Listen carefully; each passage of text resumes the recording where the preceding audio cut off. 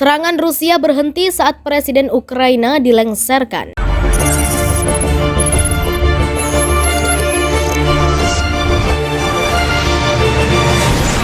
Serangan Rusia atas Ukraina akan berhenti saat Rusia berhasil menurunkan Presiden Ukraina Volodymyr Zelensky. Hal ini disampaikan pengamat hubungan internasional Hikmahanto Juwana. Tujuan awal Rusia menyerang Ukraina adalah dalam melaksanakan fakta pertahanan dengan dua republik yang berpisah dari Ukraina pasca dua wilayah diakui oleh Rusia pada 22 Februari lalu. Namun saat ini Rusia telah menyerang ibu kota Ukraina, Kiev, dengan tujuan utama Presiden Zelensky akan menyerahkan diri atau ditangkap, ujar Hikmahanto dalam keterangan yang diterima Medcom.id pada Minggu 27 Februari 2022. Modus ini mirip dengan yang dilakukan oleh Amerika Serikat dalam upaya menurunkan Saddam Hussein sebagai presiden Irak. Presiden adalah wujud nyata dari sebuah negara. Presiden pun menjadi pejabat tertinggi membuat kebijakan di suatu negara. Bagi Rusia, Presiden Zelensky dianggap sangat tidak berpihak pada Rusia dan justru sangat berpihak pada negara-negara Eropa Barat dan AS. Jelas guru besar hukum internasional Universitas Indonesia itu. Serangan Rusia juga dapat dihentikan oleh Presiden Putin melalui negosiasi yang saat ini sedang diupayakan. Besar kemungkinan tuntutan dari Rusia dalam negosiasi tersebut adalah mundurnya Presiden Zelensky dan digantikan dengan figur yang dapat terima oleh Rusia. Namun demikian, perang dapat terus berlanjut dan bereskalasi besar bila Pakta Pertahanan Atlantik Utara atau NATO mengambil keputusan untuk melibatkan diri dan membantu Ukraina dalam menyerang balik Rusia. Bila ini terjadi, maka Perang Dunia III dapat dipastikan berada di ambang pintu, mengingat Putin dalam pernyataannya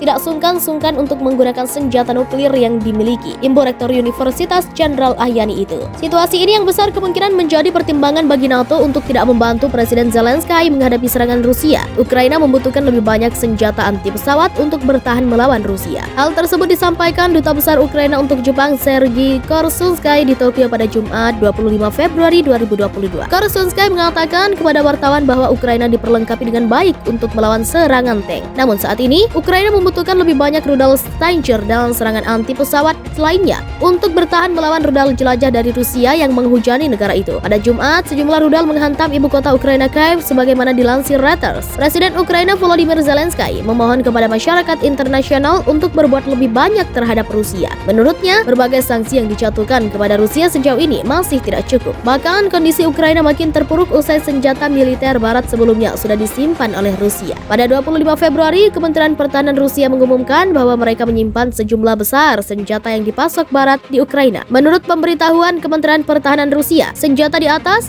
termasuk kompleks rudal Javelin FGM-148AS dan rudal anti-tank MBT NLAW Inggris. Ini adalah senjata utama yang barat telah mendukung Ukraina dalam beberapa tahun terakhir.